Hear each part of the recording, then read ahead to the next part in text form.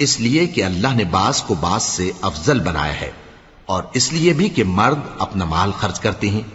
तो जो नेक बीबियां हैं वो फर्माबरदार होती हैं, और उनके पीठ पीछे अल्लाह की हिफाजत में माल व आबरू की खबरदारी करती हैं।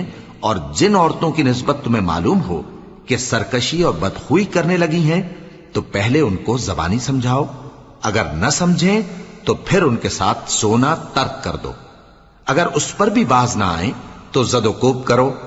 फिर अगर तुम्हारा कहना मान लें तो फिर उनको ईजा देने का कोई बहाना मत ढूंढो।